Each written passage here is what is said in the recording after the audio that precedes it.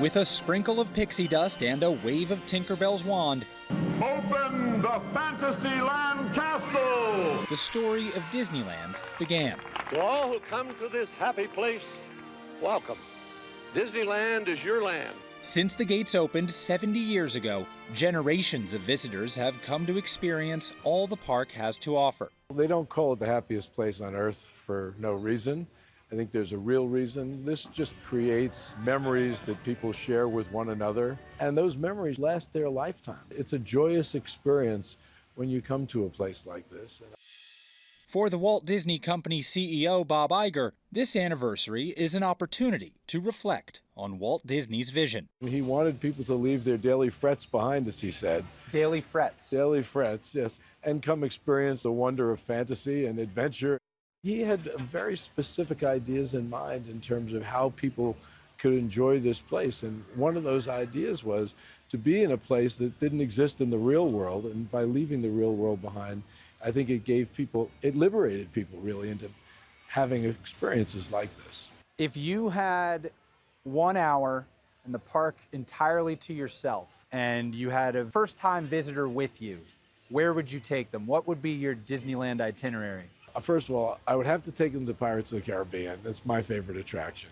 You have to see the castle. You have to meet Mickey, of course. Just walking down Main Street itself is an experience. You know, walk down Main Street and smell a churro, for instance, or popcorn, very, very important. How do you balance respecting all the nostalgia and the classic, iconic characters and stories while also plotting a future path? Well, you used the right word when you said respect. I'm a big believer in respecting the past and understanding the core values of, what created this.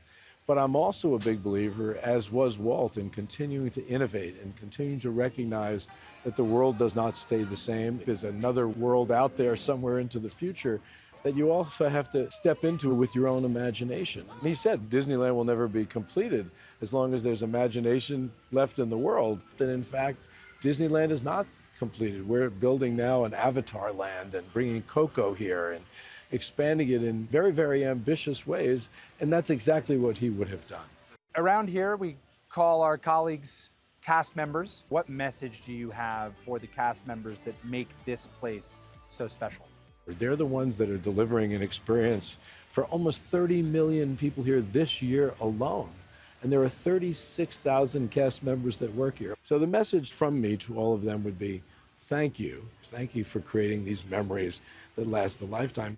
When you visit this park or any of the destination parks around the world and you interact with cast members and with guests, what do you take away from those interactions?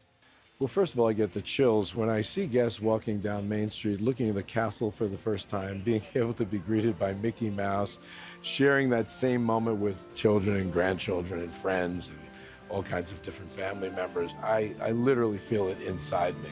Walt, when he opened this park, said something to the tune of that it would, be a source of inspiration to all the world. And when I see that occurring, that's an amazing feeling.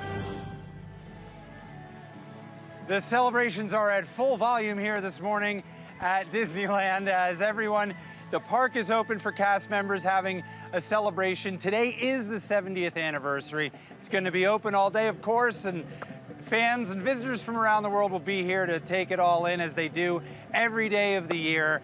Our thanks to Bob for going deep on Disneyland. It's going to be a great day.